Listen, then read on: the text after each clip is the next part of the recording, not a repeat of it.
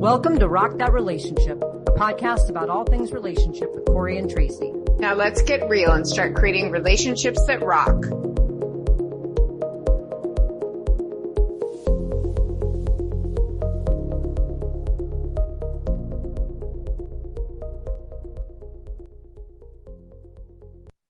Hello and welcome to Rock That Relationship, episode 7, which is about fixing others and being fixed, in quotation marks, that is, because we're going to be talking today about the compelling need for partners to feel like they want to fix or change others, or their partners are trying to change them. Talk a little bit about where that comes from, why we do it. How do we make sure that we are keeping ourselves in check and making sure that we are true to our own authentic selves? And so today we're going to talk a lot about what this means, fixing others and being fixed. So Tracy, I'm going to start us off with a question for you, really kind of looking at this topic is, when we start, and, we think about it in dating, right? That's really what we're looking at, but it could be anything, right? It could be friends. It could be, you and I have had these conversations, particularly about friends. Yeah. Right. Is trying to fix somebody because you have some idea about what you want to do. So, what is your take on this idea of this, like this need to fix others or change others who come into our lives because they're somehow not meeting what we expect them to be? Well, okay. You want my official opinion? Do you want my PC opinion? I mean, people would say I try to fix them or change them because I'm a vegan. So I'm hardcore vegan. I want everyone in the world to be vegan. It's a fact. People find that super annoying. Does it mean I want to change them? Right. So that always creates conflict in pretty much almost every relationship I've ever had. Now, is it fixing certain habits? Are we talking about like changing the person of who they are? So I think you have to look at all of that. Are you a controlling person? Are you not a controlling person? So there's a lot of nuance in this. And also I think I might sound a little hypocritical to say, oh, I don't think we should fix others or be fixed, because I actually don't have a hard line on this like some people do. Because I do think that people come into our lives who can help us change. I've had a screaming fight about drug stuff after drinking in a bar, and then it completely changed my opinion, right? So people would think, oh my God, don't talk about that topic with a friend. I did, and it changed my opinion. So I like a lot more discourse. I am a lawyer, so I really enjoy that, like back and forth. And I learn through really having deep discussions with people, because I don't want to be in a relationship with anybody, friend or whatever, where we can't discuss hard topics. So I may be more nuanced about this than you are. Does that? Well, no, I think you bring up a good point. I think for me, there's a clear line between something that's a personality characteristic and something that's maybe an unproductive behavior.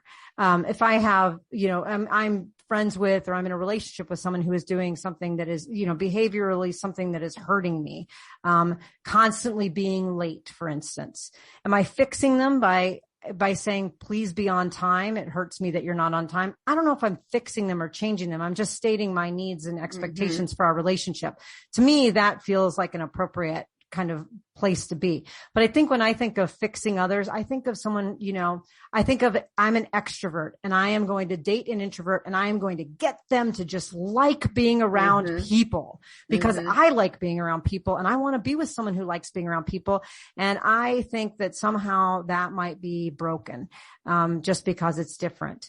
And so for me, that's where I clearly draw the line. That's not necessarily a behavior. That's a characteristic of somebody's personality. And if, we have to remember, we're having relationships with people who they are today and who they are holistically. If you've been an introvert your whole life, you're probably going to be an introvert for most of the rest of your life. Right. And you probably want to be an introvert. Right. So and it's good. Right. There's nothing wrong with that. And then, go ahead. But I was going to say there's other things too that are sort of, that's an obvious one, right? Where you're not going to like change the person because it's just as valid for them to be an introvert as I am an extrovert. But then there's other things too, like what do you do with someone who perhaps lacks the kind of motivation that you want them to have and the motivation that they want themselves to have? So they might start a project and then quit, and quit. And then you're watching them and you're thinking, I would love to help you be able to stay motivated to finish that project. Now, is this an innate characteristic that they're just, they don't have follow through? Or is this a behavior that you just don't like because it's not productive to the relationship? I'd probably say no to both, but I would say it's somewhere in between, which is, do you want my help to be able to maybe complete these tasks that you have, or these goals that you have, but then finding that line where you're not crossing over too much to fix them and push your own agenda on them, but also how do you be a support? And that's where I think we're sitting in the middle ground, is where this discussion is most, beneficial, is what do we do in those kind of slippery spaces, right? Where it's not so clear that what we do. Well, yeah, this is a triggering conversation for me, Corey. To be honest, in many ways, both because of my own behavior and the behavior of people that I have dated. It's really hard. And that's a really good question. Are you wanting someone to be different because these things are driving you crazy? Or is it because you think that would make their life better? And does it matter in a relationship if you're on the same page as far as, I don't know. Should we talk about, let's talk about specific examples? Because I think this is a huge question. What does it mean to fix somebody else? Right. I mean, and people say, why would you get together with someone if you just want to fix them? Don't get together with someone if you want them to be different. But maybe they want to be different. Maybe they express that to you, right? And you have competencies that I don't have. So my relationship with you has been very beneficial to me. I'm much more productive since I met you. Did you know that? I think I posted about that on Facebook once. And it's true. It's not that you're trying to nag me or get me to do stuff, but it's my being around you that's actually making me more productive. But right. I've been in the situation where somebody's told me, hey, I want to be different. These are the things I want to do. I don't want to do these bad behaviors anymore. And I want to have these more healthy behaviors like you do. And then I've been accused of trying to fix them and accused by their, circle, their inner circle of people around them. And I'm like, please let everybody know that these are the things that you want to do. But then it becomes in a relationship where you're not my coach. You're not my therapist. You're not this, you're just supposed to be my partner. Okay. But I'm trying to be supportive. And I guess, the way that you and I both are, we're very motivated. We're very active. We're very out there. And if we see a problem, we want to fix it. And I think part of that is being a cheerleader. Part of it is giving suggestions. And it is hard for people like us to hold that back, and I've been with, also an introvert who really her downtime was precious to her. And I found it maddening. Maddening.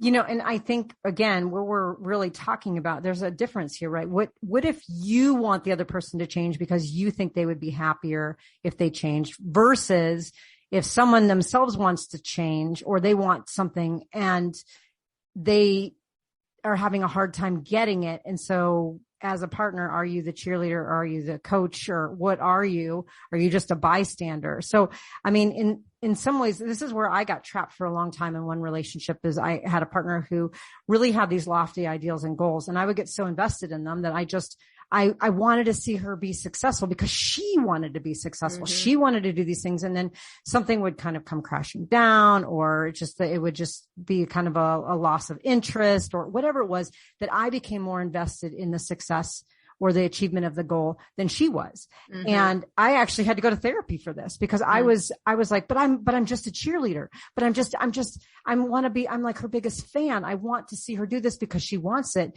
And my therapist said, well, if she wanted it that bad, she would do it. Mm-hmm. And if she couldn't do it, she would find a way to figure out how to do it. And she hasn't asked you to help. Mm-hmm. And I got trapped in that. So the question is does someone want to change? Because deep down, my partner at the time must not have wanted some of these things because she would have made them happen if she really did.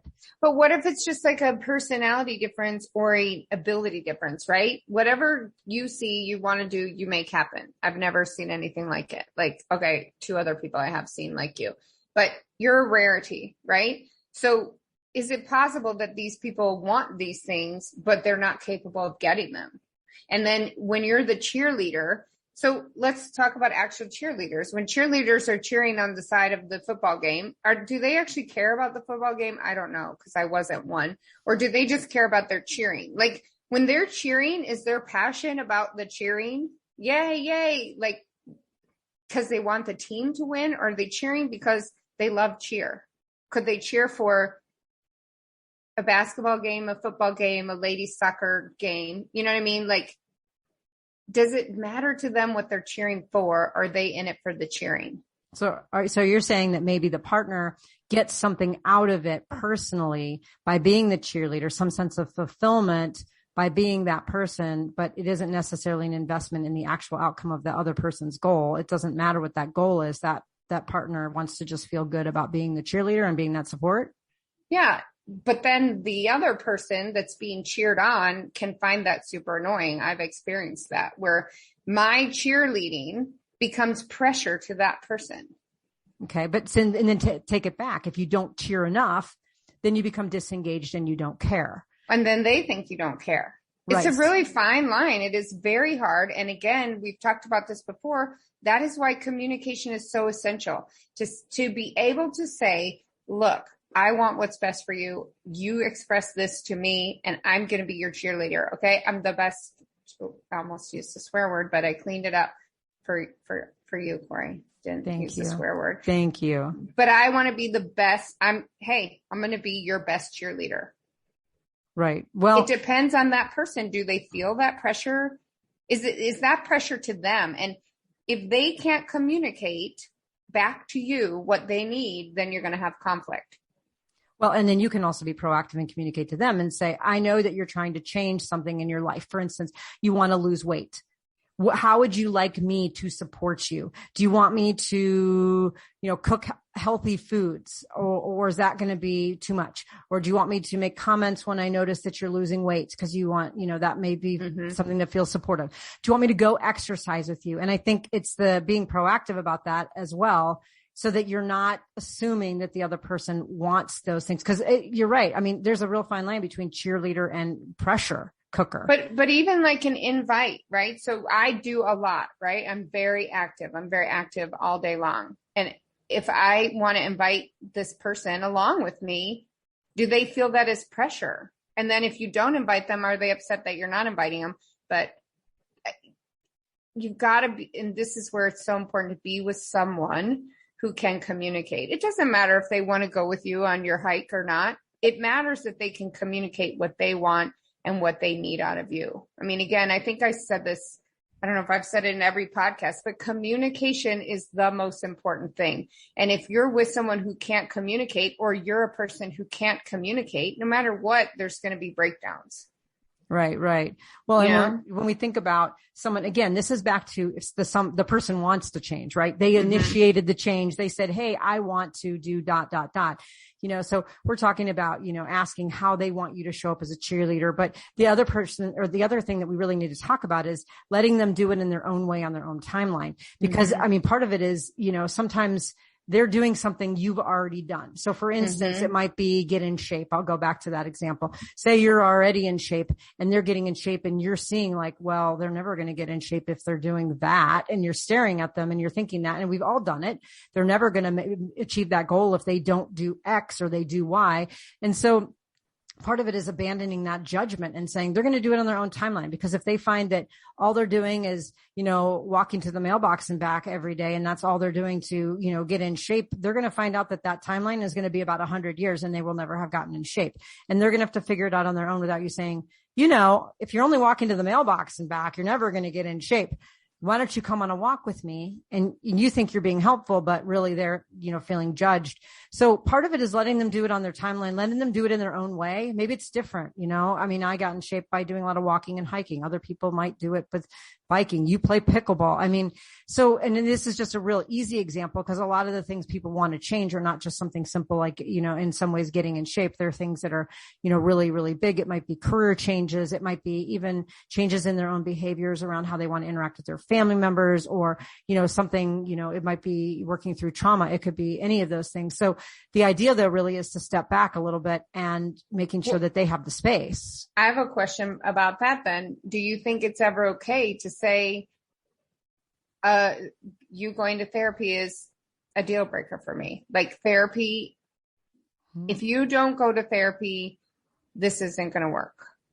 But I love you so much and I want things to work and I really want to be in this. And one of our podcasts is going to be about, baggage versus red flags, right? Everybody has baggage. We all have baggage. How do we deal with it? And I do think that, one of the things that people, they just don't know. So if you can say like, this is what's helped me so much. I'm not saying you have to do it, but if you're saying you want to fix these things about yourself, and those are things you're saying that you want, I'm not saying, oh, you have to fix them, but there are some times I think where either it's an either or. Either you stop these unhealthy things that are having a detrimental effect on the relationship. I think that's where a line has to be drawn.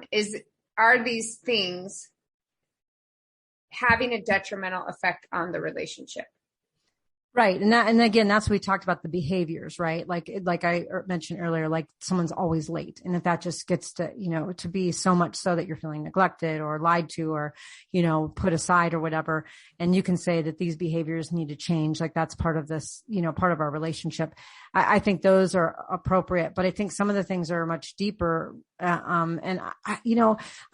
I think therapy is great. And I think it's one avenue to addressing things. I don't know that I would use it as you need to get therapy or we can't be together, but I might say something like the way that this problem in your life and the way that whatever this issue is emerging, is affecting you and our relationship. And if for those of you who have kids, our family, and it needs to be addressed because it's having detrimental effects. So maybe you need to sit down and think or talk with someone about ways that you might be able to address this situation. And maybe therapy comes up as one of those. But you and I both know that forcing someone to go to therapy or even heavily requesting them, they're not going to invest in it if they don't believe in it.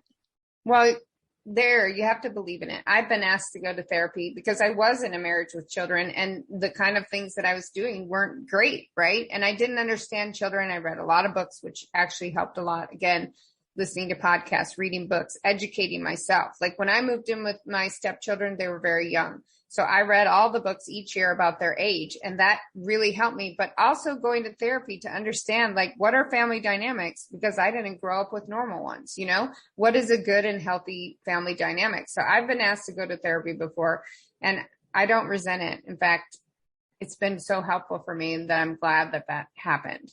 Now, I think there are things, as we talked about in the previous thing, that red lines, deal breakers, whatever. I don't say, okay, you have this issue, bam, I'm out of here. No, but I might say you need to go to therapy to deal with it, or we can go to therapy together to deal with it. Otherwise, it will destroy us. Right. I would never just let it linger, but I would say that this issue is problematic and is coming up. And so it's not really changing the person. It's helping address an issue that's wreaking havoc on our relationship, but I mean, what do you do? And we, kind of thinking about, we've been talking about mostly issues where someone, a partner or maybe a friend or whatever says, this is what I want to change, or I want to do, or I want to quote, fix about myself. And then you're sort of along for the ride as the potential cheerleader. But what do we do about things where we're identifying more than just behavioral issues like being late or something, but something that is really just problematic in the relationship, and we want that person to change, right? Like, what do you do about a person who, for instance, I know this happens sometimes to couples where they're really active at the beginning of their relationship. Maybe they bike together and they hike together. And again, I'm using this kind of physical example because it resonates with me. And then as they age together, the one stays really active and the other one becomes, a lot less active, a lot less physically able to do some of those things. And then the other person is frustrated and says, why can't you be like you were when we first got together? Remember how active you were? And that person is just not physically fit anymore, or they're not interested in going and doing those things, and you want them to change. And the other person may or may not want to change, but it's not instigated by them. They're not coming up with that. So what do you do in the sense where you want someone to change, but maybe they don't want to change? Well, can I use a tale about, so this is at the end of the first year of law school, I was in a 7-year relationship at that point. And my partner said to me, "You're just no fun anymore." And I was like, who's fun after a year of law school? And it was true. But rather than sitting down, communicating, going to therapy, I just yelled out, "Fine, go find somebody else who's more fun than me." And I was leaving for the summer to go to Cambodia for an internship. And that's what I said. And, I really regret it. I'm best friends with that person now, so it's all good. But that was not the right way to handle it. Right. And was that person trying to change me or fix me? Not necessarily. They were trying to fix what the problem was, right? There was a disconnect between us because I was busy all the time, right? And then I was leaving for the summer. And so what was really the heart of that issue? We didn't get to it.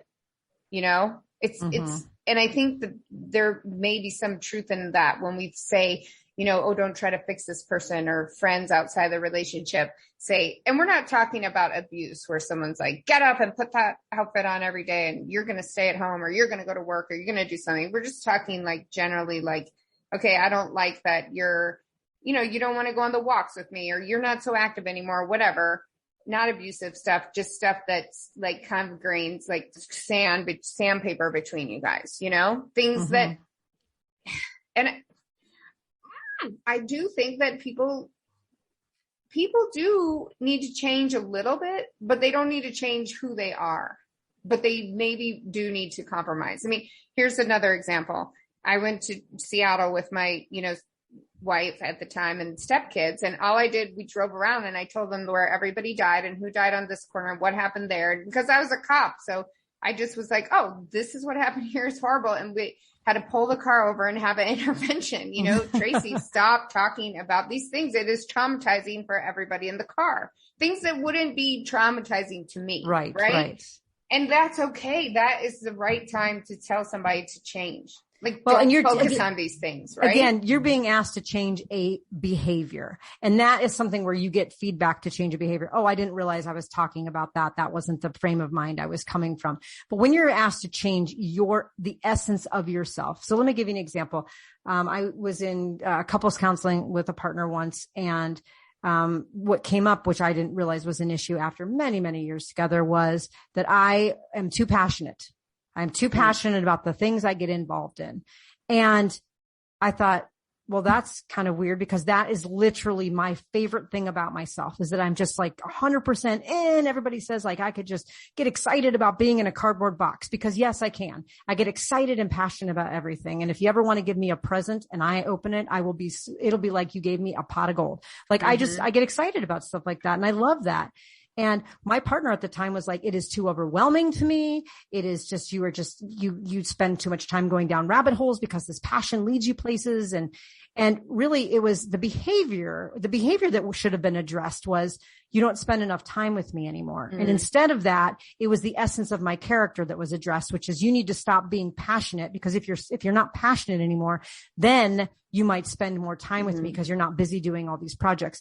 And so I think for me, what I like to have the feedback on, and what I would prefer to give a partner a feedback on, is the behavior that might be unproductive, but not the essence of who they are that's causing that. Because I'm pretty capable of being a passionate person and then curbing back my involvement so I can spend time with the people that I love if I was given that feedback. I am a grown up and can do that, but just curbing back my passion, that kills a big part of who I am. And just being given that feedback hurt. It stung. It was like, wow, that is the essence of who I am. And you literally And did you ever think of changing that? Did you ever once think that you should change that? No, I love that about myself, but I didn't realize that the effect of that was that I wasn't spending quality time.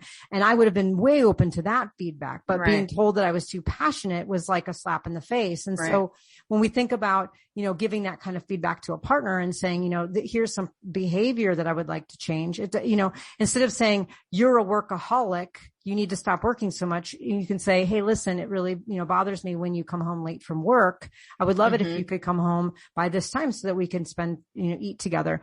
And that's the issue. The issue is the time. It's not the workaholic. It's the issue. I mean, that's the cause perhaps, but that's on them to figure that out. The behavior is what you want changed. So for me, that's what I think is most important. But there are characteristics, right? Personality characteristics. I'm very intense. You can't tell from this podcast, but I'm super intense. And I think people can tell. and people, there are people that just don't like that.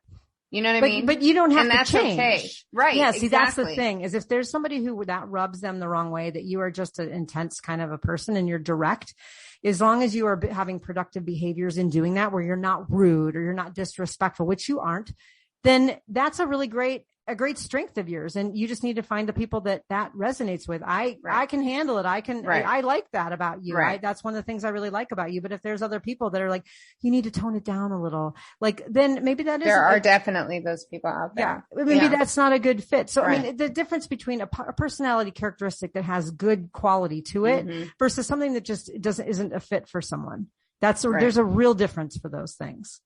And I think that's again where therapy comes in, that each person can go to therapy and say, look, these are things that are causing difficulties in my relationships. Are these things that, are these characteristics that I should probably work on? Or are these things not? Or am I finding people, am I just not around the right people who like that? And, I had that happen yesterday with a friend who I'm too much for her. Right. And I said, look, you keep calling me. So you need to take that time and figure out, am I too much for you? Because I'm not going to change. I have toned myself down for relationships. I've put myself on the back burner. That is not going to happen again. So that's cool. If I'm too much for you, if my personality rubs you the wrong way, then we should part ways. And I think that goes for romantic relationships, family relationships. Right. Now you're going back to relationships. That idea of characteristics. I do a lot of work with the Gallup Strengths. If you're familiar with the Gallup StrengthsFinder, and you can find out your top 5 talent themes and, what are your strengths? And so, for instance, I have in my top 5 strengths, I have one that is called command. And command, and it's funny because you joke around, you call me Commander Corey, but really command is out of the 34 strengths that you can take and get on this assessment, it's the 34th most common, meaning it's not very common. But I have command, and command basically means that I like to take charge of situations, especially when there's chaos or people aren't making a decision. I'm an initiator, and everybody knows it about me. They joke around about how I plan events, and I just sort of get people organized. And it's a great characteristic. If I do it too much, or I'm kind of like malintentioned about doing it, it can be a real drag, right? I can come off as bossy or inflexible. So even our very best characteristics, as I'm getting at, even our very best ones can show up behaviorally in ways that are not productive for people. Do I need to change the fact that command is one of my strengths and I take initiative and I get organized? No. But if I'm being bossy, someone can say, hey, Corey, you're being bossy right now. And I'll tone it back because I don't want my strength to show up like that. I want my strength to show up as something positive. But when we're thinking about changing people, we want to start looking at people as a collection of their assets and their strengths, like who they are, the fact that, maybe they're conflict avoidant, and that's a real problem. But what's the strength of that? The strength of that is, perhaps they don't engage and pick fights, and they don't, they're really thoughtful about maybe their intentions behind communicating. And maybe we work together in partnership to bring out the best in each other so that we're not like bringing out the worst in our own strengths. Because again, that's what we get upset about and we want to change. Right. I want you to stop being so conflict avoidant. Well, that's think about where does that come from and how do we shift that around to use someone's strengths? That's good. So what about if you're looking to date or you start to date someone? This question drives me absolutely bonkers. Dating for potential. Do you date the person as they are, or do you date the person as they say they want to be? I mean, I date them for who they are. I'm going to assume that they are never going to change. Change for I don't want to say change towards something that would be more favorable in my mind. People are obviously going to change in any direction in your own mind, which you think is better or worse. And that's the eye of the beholder. But I think that I have learned, I'm like, I've dated people where I'm like, well, when this person, gets this job, they're going to feel more settled. And then then this particular part of their personality is going to come out and they're not going to be so anxious. Or when this, I mean, even external things, I'm like, well, when this happens or when they do this, it's going to be this. And you're just waiting. I found I was just waiting. It's people the characteristics of people very rarely change. I can look back to when I was a very little kid and I was on the playground and I would go over to the jungle gym and I would climb all the way up to the top and I get on the top and I'd be like, kids, gather around. And I would organize everyone and I would break them up into groups to do things. I was like 5 years old. Guess what? I am almost 50 and I do the same thing. Our characteristics are very rarely changing. It just, what changes is how we show up to use those characteristics and those strengths. And so I think I would date somebody for who they are, because at the heart of it, that's always going to be who they are, even if their behaviors change a little bit one way or the other. Well, so my best friend is like, she's always telling me, date somebody at like who they're showing up as, not who they say they want to be. And, you know, I don't know. I'm on the fence about that one, because I feel like I have changed so much. Not necessarily. I mean, weirdly, I was very shy as a child. And then one day I just wasn't shy anymore. But yes, I have been this kind of assertive, dominant person since probably my 20s. Right. But I do know that people can change. I don't believe that. I believe in hope and change, and that people can change. And if somebody tells me they want to change, I believe them. And, you know, there are reasons that they don't change. And it's like a cycle or a wheel or something like that. I've studied it a couple times, and clearly I'm not a PhD in it, but like sometimes people say stuff, it's aspirational, but they don't really want to change, right? Sometimes they just don't have the courage. Okay. There might be other things in their life. They're scared, or they didn't get that kind of like scaffolding to learn how to be a courageous person when they're younger. Sometimes it's their environment. Literally, you know, the whole thing about it being a crab in a crab pot, and the other crabs are going to pull you down. When you try to get out, when you try to change, they're going to pull you right back down into the pot. And sometimes people try to change and they have failures, and that just destroys them. Right. And so they quit. And I feel like this is something that, you know, you have to fail and fail and fail and fail and fail before you succeed. And I think that people don't always see that failure, and people that don't have that experience of stepping out and trying, they don't know. Like, you know, raising children, you see, they think that everything has to be perfect from the get-go, right? Like, I would have to tell them, my ex-wife and I would have these conversations of, you don't know how to do everything perfectly the first time. Who does? Nobody does about anything. So I think if people haven't ever tried, if they haven't tried to achieve their goals, it is terrifying, right? And sometimes they just think, oh, the problem's not that bad yet. I mean, if you look at eating healthy or exercising, right? People often, I mean, you can be on any like, you know, Facebook group or website about it. They wait until they have a heart attack, right? Until their first heart attack, and then they decide to change. And then some people just don't know how. And I fell into that category for a long time. So even when I was in a relationship and my partners were saying, you need to be different, you're too abrasive, you're too this, or it was like deeper stuff than that. I literally, even though somebody was telling me you need to change this, I was like, I don't know how. I don't know how. It's not that I don't want to, it's that I don't know how. And I want to give, if I love somebody, I want to give them that benefit of the doubt, and I want to be there and be that support. But then, of course, you run the risk of they think you're too invested in their outcome. I don't, you know, it's or you pressure them, right? Or you're that cheerleader that's like over the top.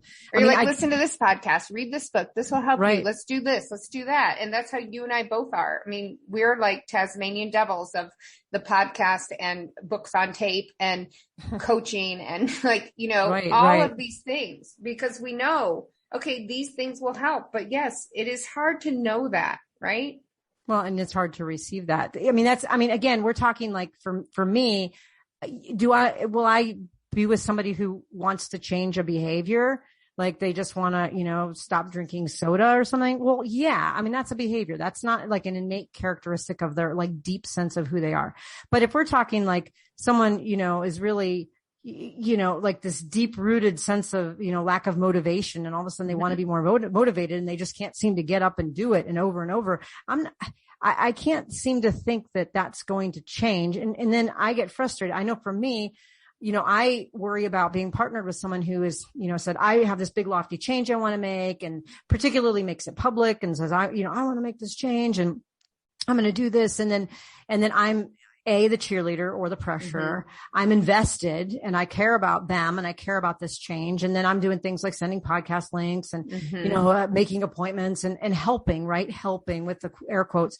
But in some ways, like as the partner who becomes so invested in that too, it's not just about the impact it has on the relationship and your partner, but it's also the impact it has on yourself. Like for me, and your happiness. Right. I found that when, if I had a partner who wanted to do something and wanted to change and wasn't successful over and over with that change, and other people started to know about that lack of success, that became kind of a reflection on me. Like, how are you not helping? How are you not the partner that's helping her achieve this goal? And for me, I was like, oh my gosh, like, I don't know, because if I'm too invested and too involved, then that's bad. If I'm not invested and not involved, that's bad. And so it became sort of a reflection on me, or at least I felt like that. So it becomes really a tricky situation. And I guess when we go back to what you said earlier, Tracy, it's like this, it's nuanced. It kind of depends on what that change is, how committed to that change they are. If they're willing to deal with setbacks and say, okay, I'm going to keep trying over and over, or modify what they're doing. I'm not just going to be like, oh, well, you decided you want to be in better shape and it's been 6 months and you're not in better shape, so I'm out of here. That's not what I do. But, I really want to be mindful that I'm not just getting in their space and in their way to change the essence of who they are, but maybe support them if they want to change their behaviors. Right. And it is, so with my ex-wife, it was, she's like you, a very motivated person, can make anything happen. And she gave me the space to write a novel. I wrote the novel and then I did nothing with it. And that is like a huge difference in personalities. And like, well, how did she feel about it? I mean, she gave you space and was your supporter. Yeah, did she upset that you didn't do it? Extremely. Yes. Yeah. Very upset. Right. With me. Because she was invested in it. Yes. Invested in me being successful. And I think she also saw, like, you could do something you could be so much more and you're choosing not to. And that is really hard on a partnership. And you have to either go to therapy or really have the communication skills to sit down and talk about that. And again, I cannot reiterate it enough. Communicate. Right. And it really, if you can just sit down with that person and really talk about things. I mean, my not doing anything with the novel wasn't based on like, I just got like, lazy, or it just was like, boop, done. It's really the root of all that is fear, is not having the courage enough to put that out there and stuff like that needed deep therapy. Right. And if you're going to be in a relationship with someone, go deep. Just go deep. Don't be afraid. Like, unless this person's a monster, like that's what's going to deepen your relationship. Like the vulnerability stuff, really, you got to trust that other person, and you should only be with a person that you can trust. And when you do that, that relationship can be so fulfilling. Right. Well, I mean, and that's, again, if you have that self-awareness, which I think is important, like if you know that, hey, I didn't do anything with this novel because I'm deeply afraid of my own self-worth as an author. And sometimes people don't know what's holding them back. Like I want to be in shape, but I don't understand why I'm not motivated to get up and walk. I don't understand. There's something below that. Right. And I think that's important for people to identify. But again, it's important for them, the person, or you as your own issue, to identify and not to do that for them. Because again, it's their timeline, it's their space, but if their behaviors related to that impact the relationship, that's where, for me, that's the clear line for me. Right. Well, it's a growth mindset versus a non-growth mindset. And if you can't communicate about that and get on the same page, it's really hard. It just is hard on a relationship. Right. And even no matter how much you love that person or they love you, although I really feel like if two people really love each other, they should do everything in their power to keep trying. Oh, you're the hopeless romantic, and I'm the practical partnership. I mean, I get it. But we've had a really great conversation today. And I think, really some of the takeaways as we look at this idea about, changing or fixing others versus, and then having them change and fix us, is this idea of really, being open to feedback really, or giving feedback based on behaviors that might impact the relationship with the other person, but really looking at differentiating that from people's personality characteristics that are just who they are, that as long as they're not showing up unproductively, that's who they are, and knowing that that's who you're going to get, but also understanding that sometimes people want to change and you don't know exactly how to help them. So what do they need, instead of just assuming what they need, talking and communicating, as Tracy always says, about what they need. And then understanding that below our desires for change, changing others or being changed, are a lot deeper issues about why we're not doing things. Why aren't we doing anything with the novel? Why aren't we working out? Why aren't our partners doing these things? And really kind of having that deeper conversation to help explore that. But again, this idea of not going into a relationship with the presumption that you are going to change somebody for whatever, you deem to be kind of the better version of themselves, even if that's what they want, but being the support that they need and that they call for. All right. Well, we really appreciate you all tuning in and listening to episode 7 of Rock That Relationship, about fixing others and fixing ourselves. Tune into our next episode, episode 8, where we're going to be talking about giving others the benefit of the doubt. This is, again, this fills my bucket to talk about, as I'm try to be that glass half full kind of person, talk a little bit about benefit of the doubt. So stay tuned. And until then, make sure you go out there and rock those relationships.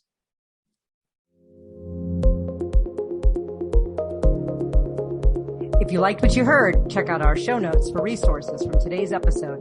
Make sure to follow us on Facebook and Instagram under Rock That Relationship, and go to our website at rockthatrelationship.com for updated episodes and more great information. Thanks for listening. Now go rock those relationships.